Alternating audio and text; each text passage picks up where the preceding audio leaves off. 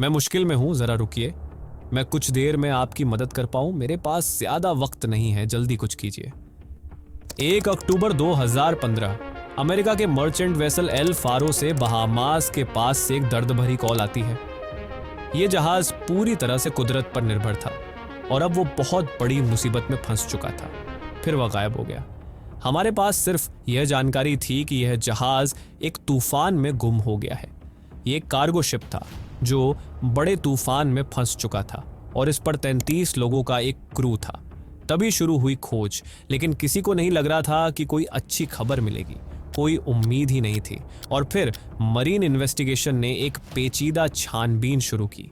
यह नामुमकिन लग रहा था कि स्टील से बना इतना बड़ा जहाज इतनी जल्दी कैसे डूब सकता है। मैं सोच भी नहीं सकती कि अपना अंत सामने देखकर उन लोगों को कैसा लग रहा होगा। इस जहाज के ब्लैक बॉक्स से कई ऐसी बातों का पता चला जिन्होंने दुनिया को हिला दिया। 33 लोगों ने जिन हालातों में अपनी जान गंवाई, क्या उन्हें बचाया जा सकता था? जो हुआ वह बिल्कुल ठीक नहीं था। अब जांच करने वालों की रिपोर्ट्स, इंजीनियरिंग से जुड़े विश्लेषण और तूफान झेल रहे क्रू की आखिरी बातों से पता चला कि मेन प्रोपल्शन यूनिट बंद हो गई थी और इंजीनियर्स इसे शुरू नहीं कर पा रहे थे। यह पता चल रहा था कि पिछले 3 दशक में अमेरिका के सबसे बुरे समुद्री हादसे की असली कहानी क्या थी। अमेरिका में फ्लोरिडा के पूर्वी समुद्री किनारे पर मौजूद है जैक्सनविल, जो एक व्यस्त बंदरगाह है। इस पोर्ट से हर साल करीब 9 मिलियन टन सामान आता जाता है और जैक्सनविल से ही ताल्लुक रखता था 40 साल पुराना एल फारो जहाज। यह अमेरिका का 240 मीटर लंबा एक कंटेनर कैरियर था। इसके शुरुआती दिन अलास्का के उथल पुथल भरे समुद्र में बीते थे और फिर मई 2014 में इसे जैक्सनविल में लाया गया। 2012 तक जैक हर्न इसके कप्तान थे। मुझे एल फारो अच्छा लगता था, मुझे वह काफ़ी पसंद था, वह कहते हैं। उसने कई बड़े अभियान अंजाम दिए थे। उसे दूसरे विश्व युद्ध में इस्तेमाल किया गया था। उस पर सैनिक मौजूद रहे थे और 3 दिन तक उस पर हमला होता रहा। मैं उस जहाज पर कुल 14 साल रहा और कई साल अलास्का में रहा, जो अपने बर्फीले तूफानों के लिए जाना जाता है। यानी उसने काफ़ी कुछ सहा। 29 सितंबर 2015 को एल फारो जैक्सनविल के लिए रवाना हुआ। इसे चलाती थी टोट मैरीटाइम नाम की एक कंपनी और ये सामान ले जा रहा था पुर्टो रिको। यह जगह दक्षिण में करीब 1930 किलोमीटर दूर थी। जहाज के क्रू में 28 लोग अमेरिकी और 5 लोग पोलैंड के थे। इस जहाज के कप्तान थे 53 साल के माइकल डेविडसन, जो 10 साल से इस जहाज को चला रहे थे। माइकल डेविडसन में किसी कमांडर के गुण शायद शुरुआत से ही थे और वह युवावस्था से ही समुद्र में काम कर रहे थे। मैंने खुद पर बहुत भरोसा किया था। जहाज पर उनके साथ थी उनकी सहयोगी डेनियल रंडोल्फ। वह इरादों की पक्की थी, जो करना चाहती थी वह करके रहती थी। कोई भी उन्हें रोक नहीं सकता था और अगर कोई उनके मुताबिक काम नहीं करता था तो वह उसे सीधा भी कर देती थी। 30 साल से समुद्री सफर कर रहे जैक जैक्सन जहाज पर मौजूद सबसे अनुभवी लोगों में से थे। वह कमाल के शख्स थे। 30 सितंबर 2015 को जब एल फारो बंदरगाह से रवाना हुआ तो पूर्व में करीब 1130 किलोमीटर की दूरी पर एक तूफान घुमड़ रहा था। हरिकेन ज्वाकीन नाम का यह तूफान तेजी से बढ़ा और 30 सितंबर को सुबह 7:39 पर यह एक हरिकेन में बदल गया। इस हरिकेन में 120 किलोमीटर प्रति घंटा की रफ्तार से हवाएं चल रही थी। लेकिन फ्लोरिडा के नजदीक वाले इस गर्म महासागर में हरिकेन कोई नई बात नहीं थी।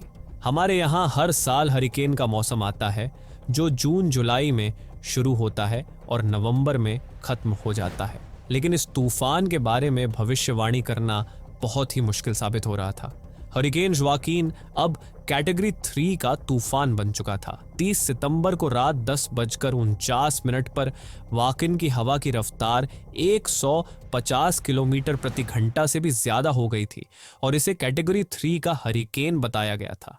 1 अक्टूबर की सुबह 1:30 वाकिन की हवाओं की रफ्तार और बढ़कर 193 किलोमीटर प्रति घंटा हो गई। सच कहूं तो मैंने इस बात पर ध्यान नहीं दिया, क्योंकि फ्रैंक ने बताया था कि तूफान कभी कभी अपना रास्ता बदल लेते हैं, तो मुझे चिंता नहीं हुई थी। लेकिन फिर अचानक ही हमारे पास एक फोन आया। 2 अक्टूबर 2015 को एल फारो को गुम हुए 24 घंटे हो चुके थे। ये खबर अब मीडिया में फैल चुकी थी। हरिकेन वाकिन अब बहामास को अपनी चपेट में ले चुका था और कोस्ट गार्ड के लिए इस मुश्किल में फंसे जहाज को ढूंढने और बचाने का मिशन अब नामुमकिन हो चुका था। यह हादसा समुद्र के उस हिस्से में हुआ जहां तक राहत पहुंचाना बेहद कठिन था। अगले कुछ दिन में खोजबीन की गति और ताकत और बढ़ाई गई। 6 जलपोतों और कई विमानों की मदद से 42 उड़ानें भरकर 47,000 वर्ग किलोमीटर के इलाके की छानबीन की गई। कभी लगा कि शायद अब कोई उम्मीद नहीं है, लेकिन फिर एक दिन आखिरकार एक लाइफ रिंग मिली जिस पर लिखा था एल फारो, और फिर वह उम्मीद और भी मजबूत हो गई। लेकिन उस हादसे में जो हुआ उसे किसी ने भी पूरी तरह से समझा नहीं था, और जो कुछ हुआ वह न सिर्फ एक दुर्घटना थी बल्कि एक चेतावनी थी। उसमें फ्लाइट इंजीनियर की आवाज में चिंता नजर आती है, लेकिन यह बात कप्तान तक नहीं पहुंच पाई कि विमान में फ्यूल बहुत कम है और हमें फौरन एयरपोर्ट लौट जाना चाहिए।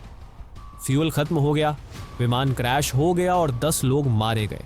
ऐसा सिर्फ इसलिए हुआ क्योंकि क्रू में आपस में तालमेल नहीं था। इस हादसे को आसानी से टाला जा सकता था। इन मैरीटाइम ट्रैवल क्रू और कप्तान के बीच ठीक से बातचीत न होने की आशंका काफ़ी ज़्यादा रहती है। समुद्री सफ़र का इतिहास 10,000 साल पुराना है और पानी के जहाज़ों पर सबको अच्छी तरह पता होता था कि वहाँ किसकी चलती है। तो ये एक परंपरा बन गई थी कि कप्तान को ही जहाज़ का मालिक माना जाता था। मुझे उस आवाज़ में हताशा नज़र आती है, जैसे ये क्या बात हुई। हम जिस रास्ते पर जा रहे हैं वह बिल्कुल गलत है, लेकिन उन्हें सिखाया गया था कि नो मैटर व्हाट आपको हर हाल में कप्तान की ही बात माननी होगी, तो उन्होंने मानी, जानते हुए कि वह फैसला गलत था। सुबह 4:09 पर कप्तान फिर से ब्रिज पर लौटे। उन्होंने कई बार बताया कि वह अब तूफान के पिछले हिस्से में है। एनटीएसबी को लगा कि कप्तान डेविडसन अब भी पिछली शाम को 5 बजे मिले बीवीएस फोरकास्ट पर ही निर्भर कर रहे थे। डेविडसन का फैसला वेदर फोरकास्ट पर टिका था, लेकिन यह सूचना पुरानी और गलत थी। सच ये था कि तूफान का केंद्र एल फारो के 40 किलोमीटर पूर्व में था और जहाज 1 अक्टूबर 2015 को कैरेबियन सी में था। हरिकेन की ताकत बढ़ती जा रही थी। इससे बचने के लिए इस इलाके में मौजूद सभी जहाज या तो समुद्र में आगे बढ़ गए थे या पुराने बहामा चैनल में शरण लिए हुए थे, केवल एल फारो छोड़कर, जो सीधा तूफान के केंद्र की तरफ बढ़ रहा था।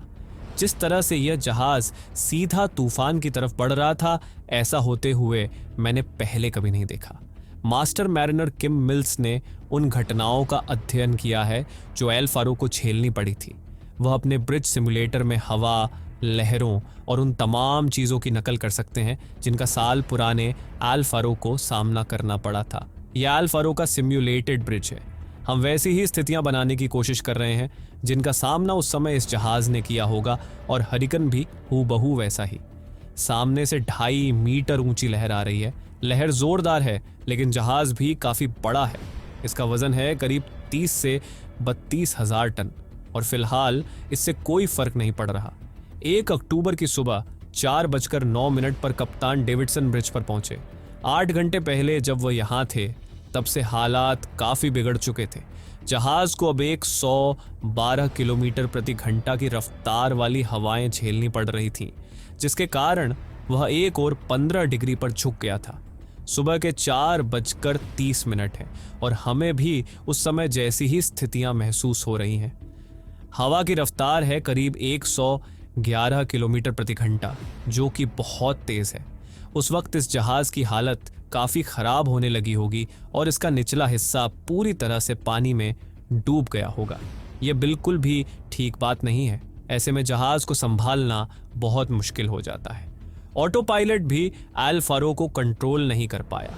फिर सुबह 4:43 पर फ्रैंकहैम से कहा गया कि वह जहाज़ को मैन्युअली संभालते हुए हवा की दिशा में रखें, लेकिन ऐसा करने में काफ़ी मुश्किलों का सामना करना पड़ा होगा। खैर, जैसे तैसे उन्होंने यह काम कर तो लिया, लेकिन उन्हें अभी भी जहाज़ को सीधा करना था। क्रू जहाज़ को हवा की दिशा में बनाए रखने के लिए जूझ रहा था कि सुबह 5:43 पर निचले हिस्से से कॉल आई, होल्ड नंबर 3 में पानी आ गया है। चीफ मेट जांच पड़ताल करने नीचे गए। पानी शायद होल्ड नंबर 3 के ठीक ऊपर मौजूद सेकंड डेक से आ रहा था। एल फरो का सेकंड डेक भी इस जैसा ही था, जो काफ़ी लंबा था, जिसमें होल ओपनिंग थी। मैं इन्हें साइड शेल ओपनिंग्स कहूँगा। ये ऊंची ऊंची लहरों में पानी को आने और निकलने में मदद करती है। एल फरो की बनावट की वजह से ही डेक पर समुद्र का पानी आ सकता था, लेकिन नीचे वाले होल्स की हिफाजत करना ज़रूरी था। चीफ मेट ने होल्ड 3 में पानी के पहुंचने की पुष्टि कर दी। उन्हें लगा कि पानी एक स्कटल से आ रहा है, जो डेक 2 पर बनी एक खिड़की थी। हमें ट्रांसक्रिप्ट से पता चला कि चीफ मेट नीचे गए तो उन्हें एक हैच खुला मिला। वह हैच खुला नहीं होना चाहिए था, क्योंकि उसके जरिए पानी नीचे जाता था, लेकिन वह खुला था। उसका मुंह बहुत बड़ा था, इस वजह से जहाज में पानी भरने लगा।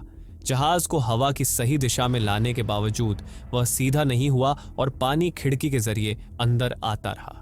कप्तान ने यह तय किया कि हवा की वजह से ही जहाज एक तरफ को 15 डिग्री झुका है, तो अगर उसे घुमा दिया जाए तो शायद यह झुकाव ठीक हो जाएगा। लेकिन इंजनों के लिए जहाज का इस तरह झुकना बड़ी समस्या होती है।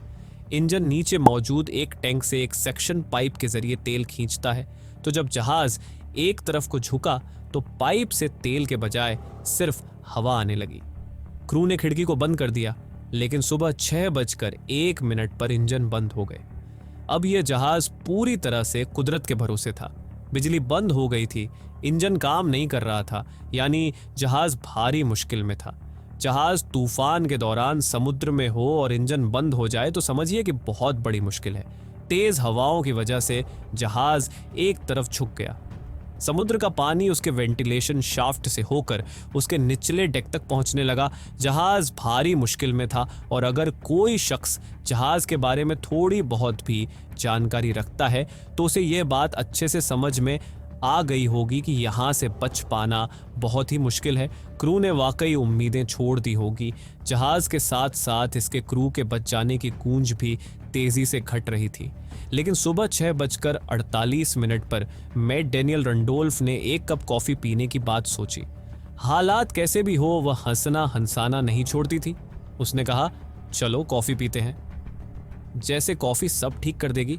वो बाकी क्रू मेंबर्स से पूछ रही थी, कैसी कॉफी पियेंगे आप? कॉफी में क्रीम और शक्कर क्या लेंगे? उसने तो कप्तान से भी कॉफी के लिए पूछा। आपको भी शक्कर दे दूं ना? फ्रैंक ने जवाब देते हुए कहा, हाँ कप्तान, कॉफी लेंगे। हाँ, मुझे स्प्लेंडर देना, रेगुलर शुगर मत देना। इस पर डैनियल का जवाब था, नहीं नहीं। 10 मिनट बाद 7 मिनट 1 सेकंड पर कप्तान डेविडसन ने जहाज की मालिक कंपनी टोड मैरीटाइम में मदद के लिए कॉल किया, लेकिन वहां किसी सही व्यक्ति से बात नहीं हो पाई। क्या मेरी बात किसी क्यूआई से हो सकती है? थोड़ा इंतज़ार कीजिए सर, पहले आप अपना नाम बताइए। यस मैम, मेरा नाम है माइकल डेविडसन। अच्छा, और जहाज़ का नाम? फेरो। स्पेलिंग बताइए। ओ नहीं, हमारे पास वक्त नहीं है। क्या मैं किसी क्यूआई से बात कर सकता हूँ? आपको रुकना होगा मिस्टर डेविड साहब। ठीक है। और आखिरकार जब कप्तान का संपर्क टोट के एक मैनेजर से हुआ तो उन्होंने जहाज के संकट की बात बताई। फिर 7:09 पर उन्होंने जहाज को छोड़ने का अलार्म बजा दिया। क्रू से लाइफ बोट्स को पानी में उतारने को कहा गया। ब्रिज पर रह गए सिर्फ कप्तान और एबल सीमन फ्रैंक मेरे लिए सबसे मुश्किल हिस्सा था। ट्रांसक्रिप्ट के आखिरी भाग को पढ़ना, जब वो बड़ी मुश्किल में फंस गए थे और जहाज तेजी से डूबने लगा था। इस पेज पर फ्रैंक कहते हैं, मेरी मदद करो, मेरी मदद करो। तब जहाज पर वो और कप्तान थे। फिर फ्रैंक ने रोते और चिल्लाते हुए 2 लाइफ वेस्ट मांगी होंगी, क्योंकि ट्रांसक्रिप्ट में ऐसा लिखा है। मैं उनकी आवाज़ को महसूस कर सकती हूँ, जैसे वह कह रहे हो, मेरी मदद करो, मेरी मदद करो। और कप्तान ने उनसे ना घबराने के लिए कहा हो।